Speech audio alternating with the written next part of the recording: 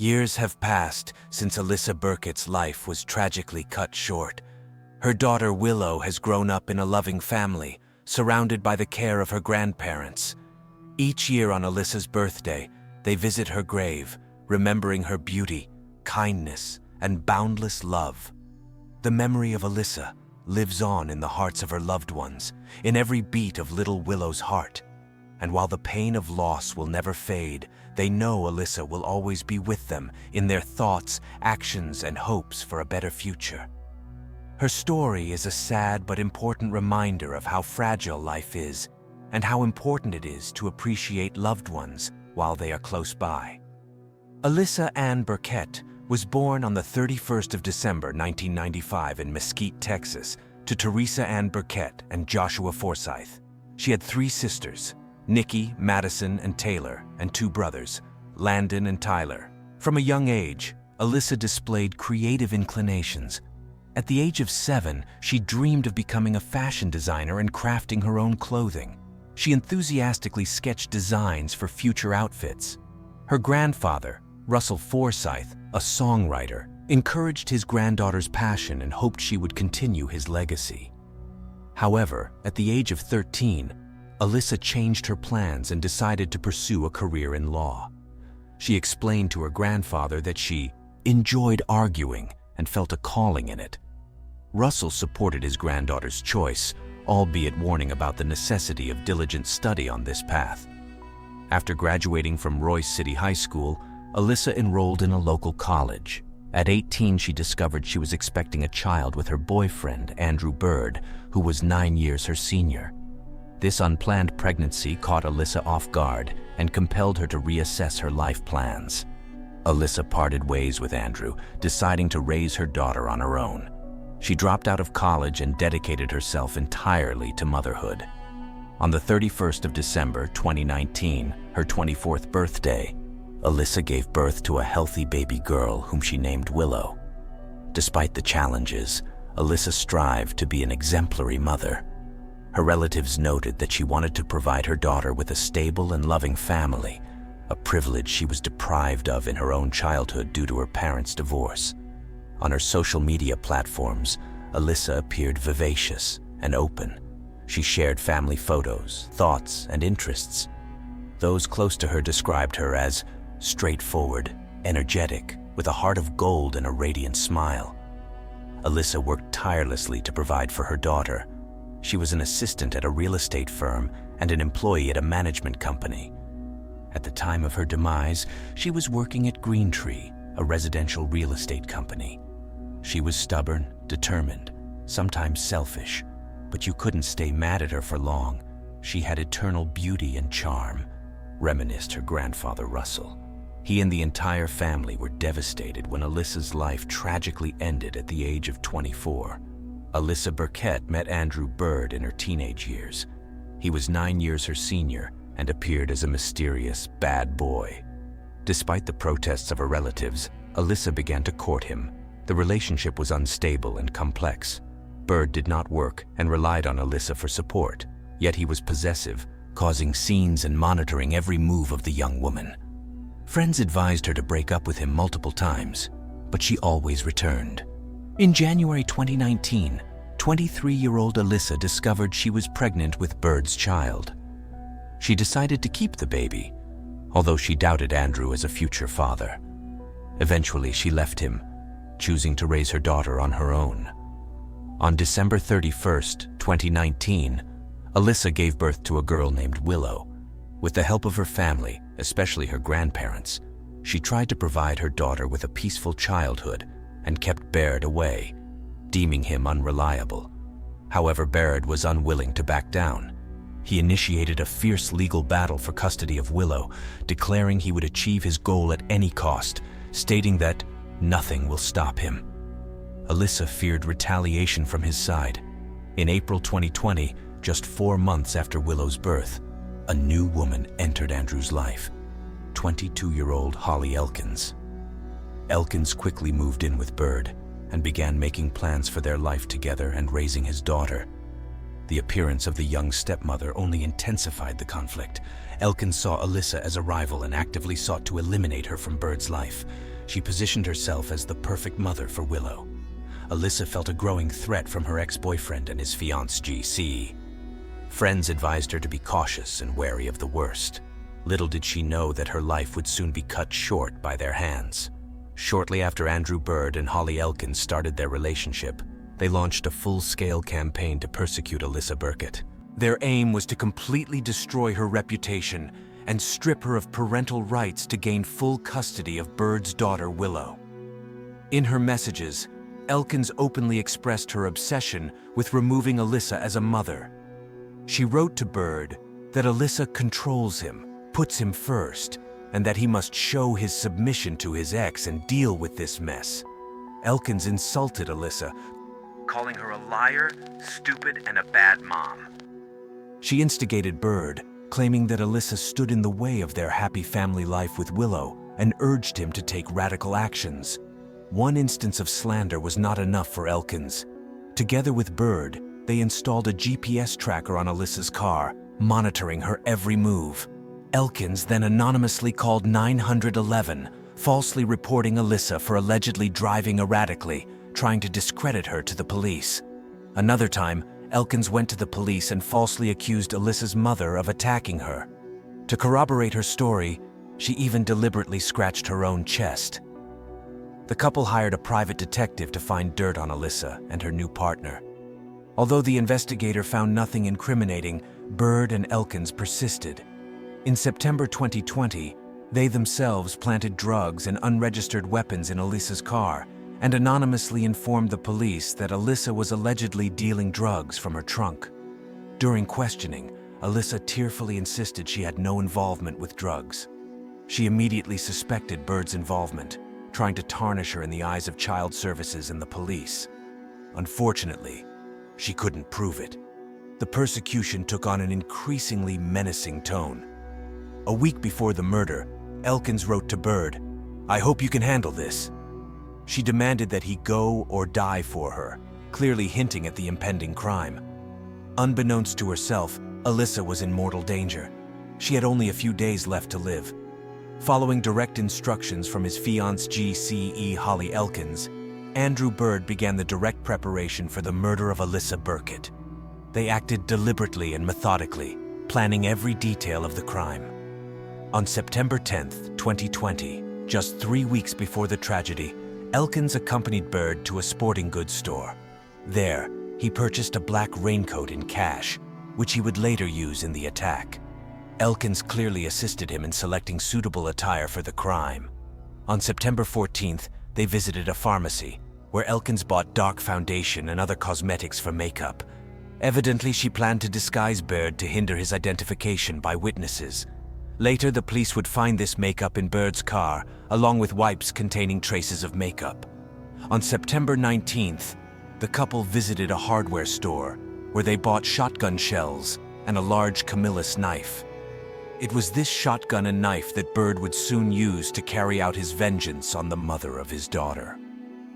Over the past week of September, Elkins inundated Bird with messages, goading him to put the plan into action. She wrote that they needed to deal with this, go or die. Elkins explicitly stated that their relationship would be at risk if he did not follow through to the end. Receiving a clear signal, Bird got down to business. The search history on his phone shows that he began looking for information on how to remove gunpowder residue from his hands after a shot. He clearly did not want to leave any traces. 6 days before the attack, Bird bought a used black Ford Expedition advertised. He planned to use it for surveillance on Alyssa and as transportation to the crime scene. The seller later identified Bird as the buyer. A day before the attack, Bird attached a homemade silencer to his .22 caliber pistol. Although he ultimately did not use it in the attack, the mere fact of making the silencer demonstrates the purposefulness of his actions. Finally, on the morning of October 2nd, Bird disguised himself as an African American, donned a black raincoat, and headed to Alyssa's house in a parked SUV nearby. Thanks to Elkins's messages, he knew the victim's daily routine and could anticipate where to find her. The plan was set. Bird and Elkins had considered all the details. They were prepared to ruthlessly execute the mother of 1.5-year-old Willow in broad daylight. There was no turning back. On the morning of October 2nd, 2020, nothing foreshadowed the tragedy. 24-year-old Alyssa Burkett, as usual, dropped off her 1.5-year-old daughter Willow at her grandmother's and headed to work at the Green Tree Homes Management Company in Carrollton. She parked her car in front of the office around 9 a.m. and was about to enter the building. At that moment, a black SUV sped towards her car at full speed. A man in a black cloak with a hood and a mask covering his face jumped out of it. In his hands, he held a short-barreled shotgun. Without giving Alyssa time to react, the attacker approached closely and shot her in the head through the side window. Alyssa slumped over the steering wheel, her face and hair drenched in blood. The killer rushed back to his car, intending to flee. However, at that moment, although fatally wounded, Alyssa managed to open the door and almost fall out of the car onto the asphalt.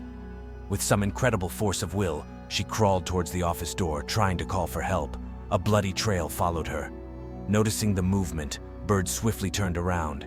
He pulled out a large hunting knife from under his cloak and lunged towards Alyssa, writhing on the ground. Grabbing her by the hair, he viciously began stabbing her in the neck, chest, and abdomen. In total, Bird inflicted no fewer than 13 stab wounds. From the injuries sustained, Alyssa died on the spot. When her colleagues, hearing the screams, rushed out to the parking lot, they found Alyssa in a pool of blood, her throat slashed.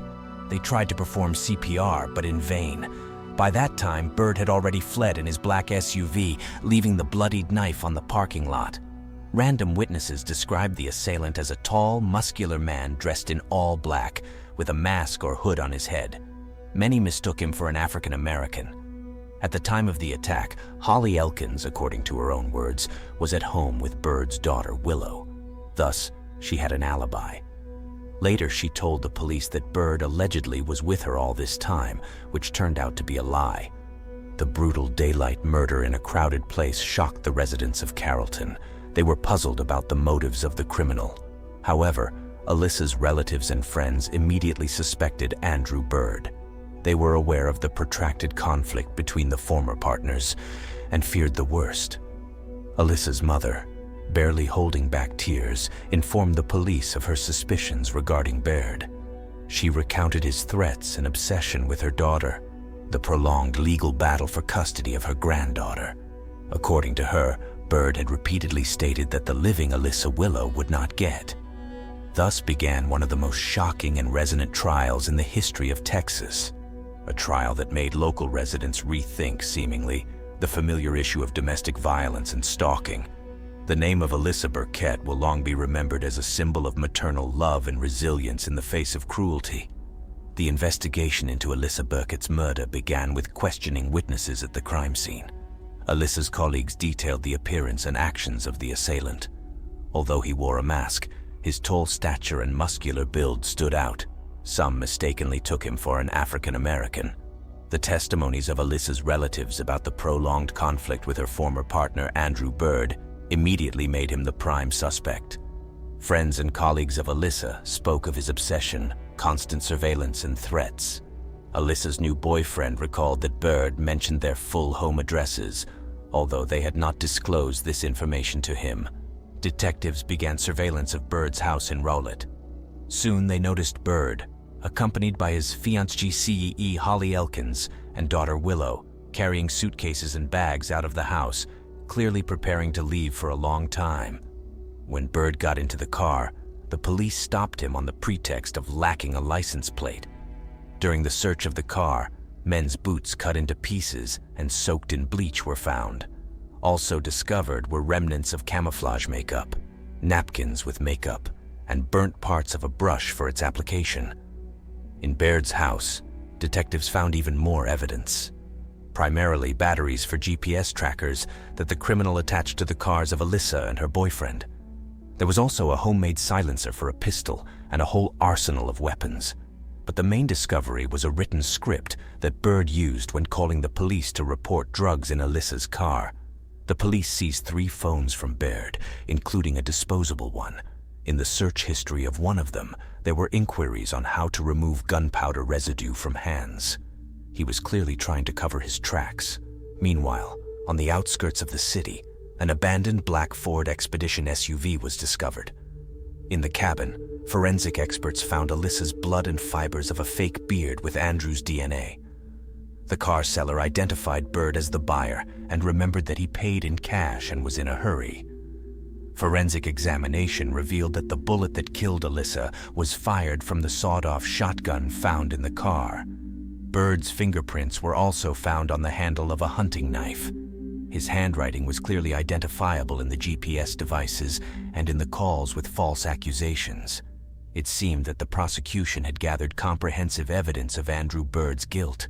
However, the prosecutors also aimed to hold his accomplice, Holly Elkins, accountable. Electronic correspondence between them came to the rescue, showing Elkins' role in planning and inciting the crime. The investigation lasted for several months.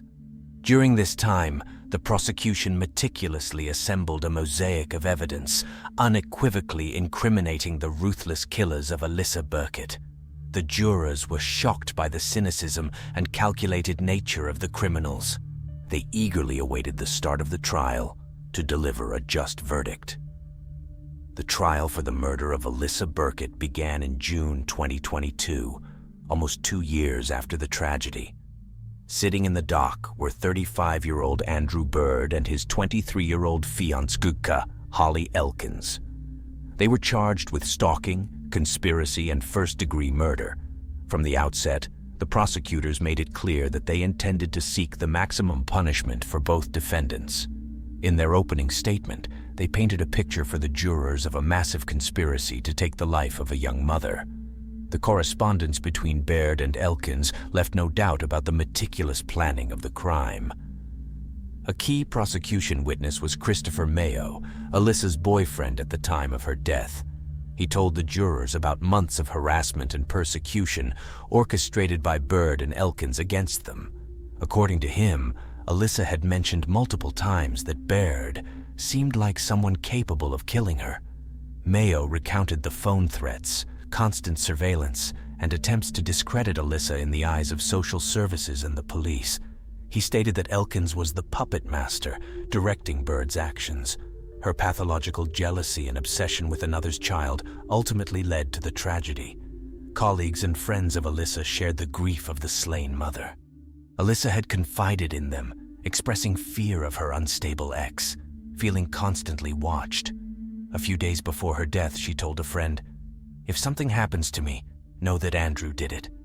Forensic experts presented the jurors with a rich arsenal of physical evidence, unequivocally linking Bird to the crime scene.